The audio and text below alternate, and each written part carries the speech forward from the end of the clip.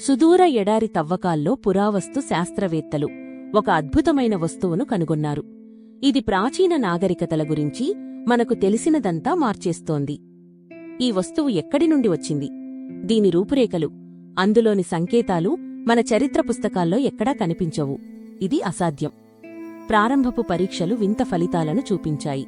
దీని వయసు, కూర్పు శాస్త్రవేత్తలను దిగ్భ్రాంతికి గురిచేశాయి. ఇది ఊహకు అందనిది. అన్వేషణ బృందం చోకో అనే మారుపేరుతో పిలిచే ఈ వస్తువు పురాతన శిలల పొరల మధ్య దాగి ఉంది. కాని దాని వయస్సు చాలా ఎక్కువ. సంప్రదాయ రేడియోకార్బన్ డేటింగ్ సరిపోలేదు. ఆధునిక పద్ధతులు సైతం నిరాశపరిచాయి. వయసును ఖచ్చితంగా లెక్కించలేకపోయాయి. ఇది పెద్ద ప్రశ్నార్థకం. ఈ వస్తువులోని లోహాలు భూమిపై లభించనివి. అరుదైన మూలకాల మిశ్రమం ఆధునిక సాంకేతికతతోనే సాధ్యమయ్యేది. అప్పుడు ఎలా సాధ్యమైంది?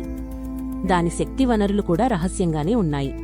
నిరంతరంగా ఒక విధమైన శక్తిని విడుదల చేస్తూనే ఉంది.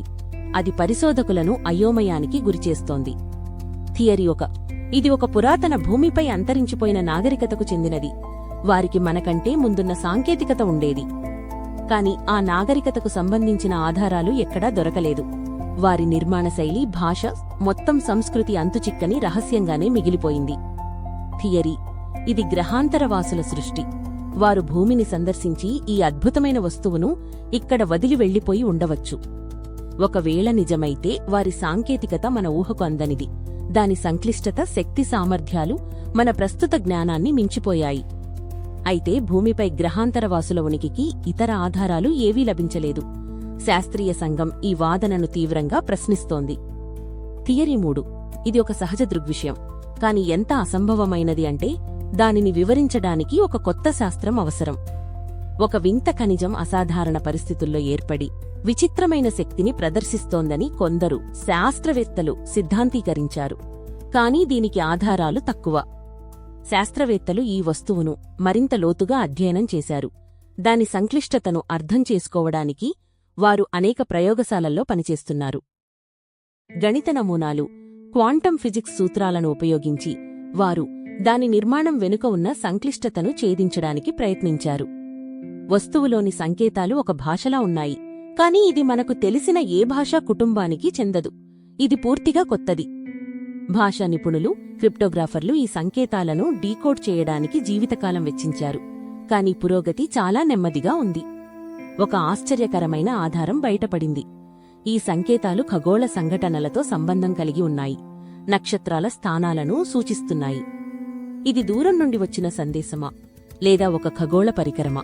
అది విశ్వం గురించి రహస్యాలను అందిస్తోందా? ప్రశ్నలు పెరుగుతున్నాయి. కొందరు శాస్త్రవేత్తలు ఇది కాలయానం, టైం ట్రావెల్ తో ముడిపడి ఉందని ఊహిస్తున్నారు. ఒక ప్రాచీన భవిష్యత్ వస్తువు ప్రస్తుతంలోనికి చేరిందని. కాలయానానికి శాస్త్రీయ ఆధారాలు లేవు. కాని ఈ వస్తువు అసాధారణ లక్షణాలు అలాంటి ఊహలకు తావిస్తున్నాయి. ఇది ఒక పెద్ద సగం. పరిశోధనలో ఒక ఆసక్తికరమైన మలుపు. వస్తువులోని కొన్ని భాగాలు కాంతిని వింతగా వంచుతాయి. గురుత్వాకర్షణ నియమాలను అతిక్రమించినట్లు అనిపిస్తుంది. ఇది అంతరిక్షకాల స్పేస్ టైంలో ఒక లూప్ సృష్టించే సామర్థ్యం కలిగి ఉండవచ్చని సిద్ధాంతాలు వస్తున్నాయి. సమాచారాన్ని వేగంగా ప్రసారం చేయడానికి ఆ అంతర్జాతీయ శాస్త్రవేత్తల బృందం దీనిపై సంయుక్తంగా పనిచేస్తోంది. ప్రతి ఒక్కరూ తమ జ్ఞానాన్ని, శక్తిని జోడిస్తున్నారు ఒకే లక్ష్యంతో. ప్రపంచవ్యాప్తంగా ఉన్న విశ్వవిద్యాలయాలు, పరిశోధనా సంస్థలు ఈ అసాధారణ ఆవిష్కరణపై తమ పరిశోధనలను కేంద్రీకరించాయి, మానవాళి యొక్క జ్ఞాన హద్దులను విస్తరిస్తూ. ఒక ముఖ్యమైన పురోగతి.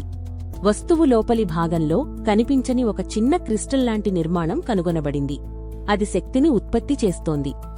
ఈ క్రిస్టల్ అసాధారణ పద్ధతిలో శూన్యం నుండి శక్తిని సంగ్రహించగలదని ప్రాథమిక అధ్యయనాలు సూచిస్తున్నాయి.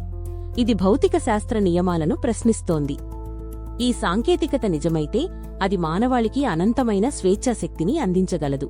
పునరుత్పాదక ఇంధన సమస్యలకు ఇది పరిష్కారం. కాని ఈ శక్తిని నియంత్రించడం, సురక్షితంగా వాడటం ఒక పెద్ద సవాలు.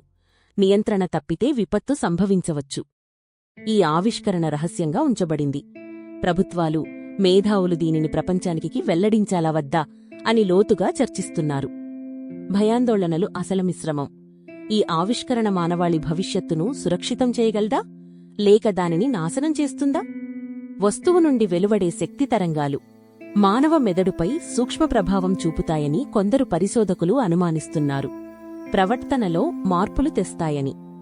జ్ఞాపకశక్తి మెరుగుపడటం, కొత్త ఆలోచనలు రావడం వంటి సానుకూల ప్రభావాలు ఉన్నాయి. కాని సైకోటిక్ ప్రభావాలు కూడా ఉండవచ్చని భయం.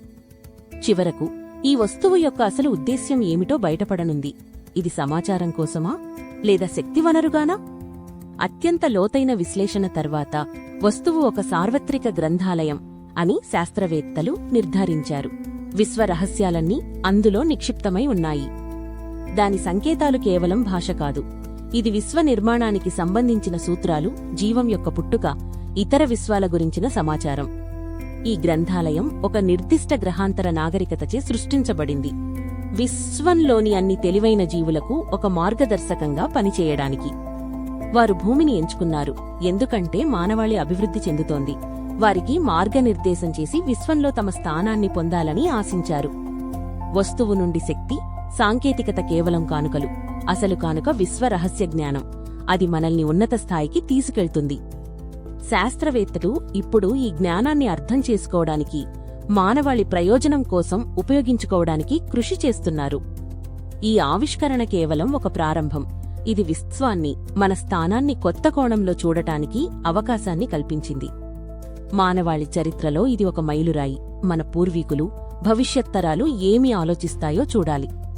ఒక అసాధ్యమైన వస్తువు ఊహించని జ్ఞానాన్ని తెచ్చింది.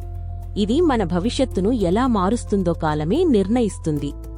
ఈ విశ్వరహస్యాలను అన్వేషించడానికి, మరింత తెలుసుకోవడానికి సిద్ధంగా ఉన్నారా? మీ ఆలోచనలను పంచుకోండి. ఈ అద్భుతమైన ఆవిష్కరణ గురించి మీ అభిప్రాయం ఏమిటి? క్రింద కామెంట్లలో మాకు తెలియజేయండి.